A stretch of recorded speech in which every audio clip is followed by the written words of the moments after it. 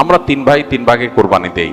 এক ভাইয়ের অবস্থা ভালো, তাই সে বেশিরভাগ টাকা দেয় আর আমরা অল্প কিছু পরিমাণ শরিক হই। তাহলে কি আমাদের কোরবানি আদায় হবে কিনা? এটা একটা গুরুত্বপূর্ণ প্রশ্ন।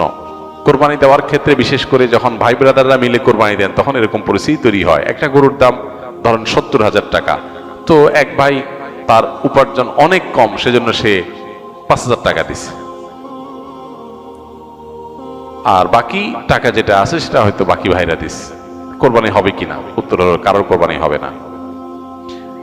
কোরবানিতে যে কোনো একটা পূর্ণ অংশ নিতে হবে। 7 ভাগের একটা পরিপূর্ণ অংশ, 7 ভাগের 1 ভাগ, 7 ভাগের 2 ভাগ, 3 ভাগ, 4 ভাগ, সর্বনিম্ন 1 ভাগ নিতে হবে।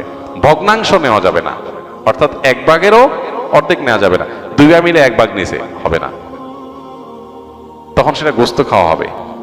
পশু জবাই হয়ে গেছে সহি পদ্ধতিতে, গোস্ত খাওয়া হবে, কিন্তু কোরবানি হবে না। কোরবানি বিশুদ্ধ হইতে হলে প্রত্যেককে পূর্ণাঙ্গ একটা ভাগ নিতে হবে। হ্যাঁ, এখন এমন হতে পারে যে এক ভাইকে আল্লাহ আর্থিক সচ্ছলতা দিয়েছেন, বাকিদেরকে দেন নাই, তো কি হবে?